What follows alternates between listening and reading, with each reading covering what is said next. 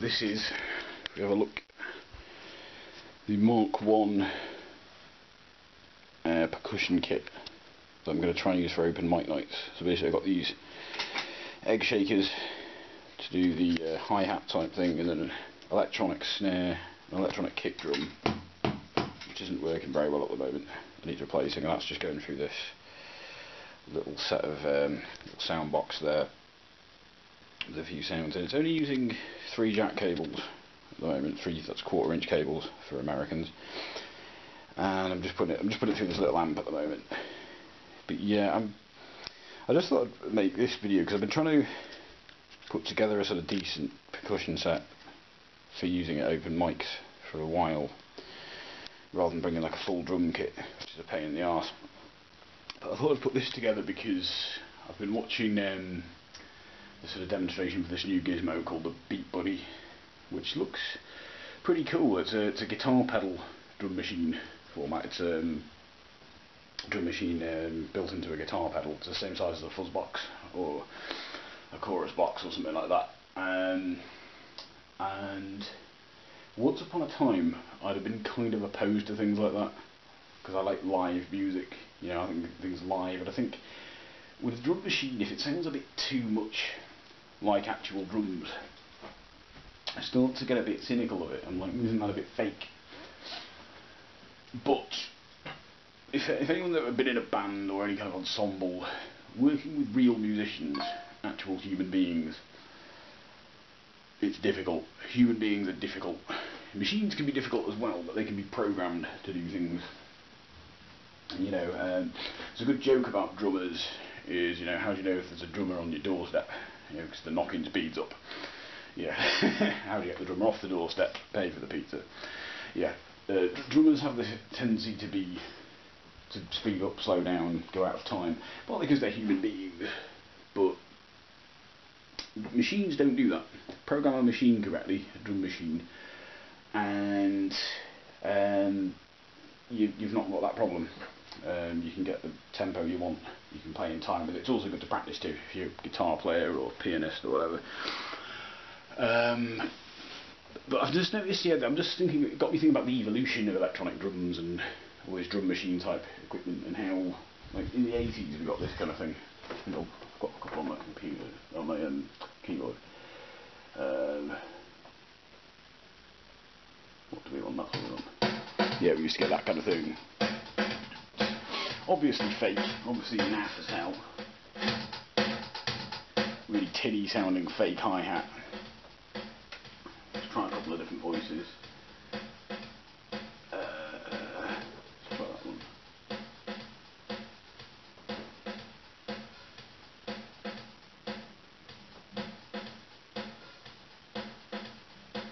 That's odd. Let me have other ones.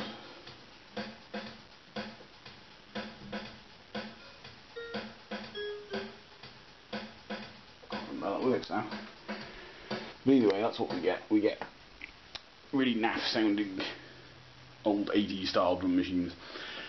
I think they offended certain people stylistically, but they didn't bother. They bothered people in that sense, but they didn't bother people in the idea that they sounded too similar to real drums. I think that bothered some people a bit. That's what bothers some people a bit more about modern equipment, because it's so real sounding. That's where the fakeness bothers people. As long as the fakeness is obvious, we're okay with it.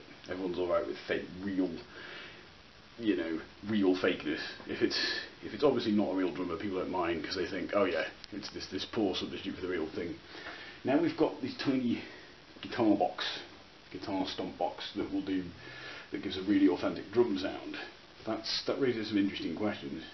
So I'd have been opposed to that at one point, but drum kits are huge, they're cumbersome, take up a lot of space, they take ages to mic up, it's expensive, you can't turn the volume down on them, so you've got to hire out rehearsal rooms to use them, and of course then you've got to have a real musician to play the drums. And like I say, anyone who's been in a band, it sounds prejudicial, if there's ever a problem in a band, it almost always centres around drummers or bass players. They're usually the people who are problematic. If you look at any Any of the big professional bands that you probably have in your record collection, the lineup changes usually are bass players and drummers, because they're the people who are problematic. And I'm not shooting my, you know, if anyone thinks that's been rude, I'm a bass player, you know, so that's what I do in a band. So, you know, it's not like I'm letting myself off the hook there. But I'm just kind of fascinated by this whole evolution of drum machines, of electronic kits. And what we use, this one's a sort of very stripped down electronic kit, the one I've been using here. That's what I want for an open mic. I don't want a full kit, because, like I said, they're a pain in the arse to set up, they take up a lot of space, they're too fucking noisy. And the other thing I want to avoid is what I call the death metal factor. You know, I don't want really noisy, shitty bands showing up for open mics. I mean, if people want to do that kind of music, there are full electric jam nights they can go to. But say, if I'm doing nights that are oriented a bit more in the acoustic side of things, I don't want anything too noisy and too sort of receptive, I suppose is the word, receptive to full bands, because that brings the noise merchants out. And again, nothing wrong with noisy music, but it's probably not the sort of thing we want at an open mic. So yeah, so that's like a very stripped down version of the kit. I'm thinking of getting there's a kind of stomp box, like a foot. So I think they just call it a stomp box. It's a foot drum that you can get that'd be better than this, and it'd be even smaller, even easier to set up. That I might use instead. It might require a couple of cables and a splitter, but that's a small price to pay. But it means, you know, you can get a bit of that percussion going on at open mic nights without too much effort, and it'd even be quite good for gigs, like small gigs. If you've got an acoustic gig or a gig that's got to be kept fairly quiet, something like that, easily turn the volume down on it, and yeah, get a bit of percussion going on. So I'm also quite into things like cajons as well, but obviously there's certain sounds we can't quite get with cajons, and I've got my Dabuka over there, which I think I did a video a while ago, yeah, though, of me playing that thing. So yeah, so the evolution of drum machines is fascinating. We've gone from that really tinny thing we had in the 80s to having these now almost indistinguishable from real drums sounds, which can even speed up and slow down as well. They can change tempo. The guy was demonstrating it. That all fits into a little thing the size of a fuzz box. And that's amazing. So I do wonder what people think of that, musicians out there. And so once upon a time I'd have been opposed to that, but the fact is, economically, practically, creatively, it just seems to be a really useful kind of tool. Something I may even one day use. But there is the remaining problem of when does live music stop being live, you know, and start just being pre-recorded? When do we become Milli Vanilli? When are we? Because it's always fascinating to know that with something like a keyboard, how you can do different sound effects. How authentic is what we're doing? I think it's still authentic because we're doing it then and there. Like keyboards on backing tracks, I've always been a bit.